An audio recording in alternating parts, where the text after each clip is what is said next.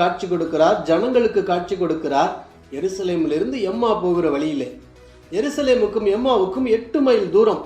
அவர்களுடைய கண்கள் திறக்கப்பட்டு அவரை அறிந்தார்கள் என்று வாசிக்கிறோம்.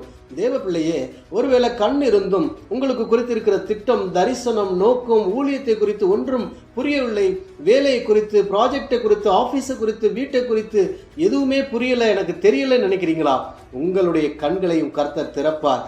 அவரை அறிந்து கொள்ளும்படியாய் செய்வார். அவர் உங்களுக்காக ஆயத்தமாக்கப்பட்டவைகளை நிச்சயமாய் நீங்கள் பார்ப்பீர்கள். இயேசு கிறிஸ்துவை அவர்கள் கண்டார்கள். நீங்களும் உங்களுக்காக ஆண்டவர் வைத்திருக்கிற திட்டத்தை பார்ப்பீர்கள், அவரை பார்ப்பீர்கள். அவரை நோக்கி பார்த்தவர்கள் பிரகாசம் அடைந்தார்கள். அவர்கள் முகங்கள் வெட்கப்பட்டு போனதில்லை. நீங்க வெட்கப்பட்டு போவதே இல்லை. யோபு 42:5 சொல்லுகிறது, என் காதுகளினால் உம்மை பற்றி கேள்விப்பட்டேன், என் கண்களினால் உம்மை கண்டேன் என்று வாசிக்கிறோம். தேவ பிள்ளைகளே, இன்றைக்கு நீங்கள் ஒரு ஜாமக்காரனாய் இருந்தால்,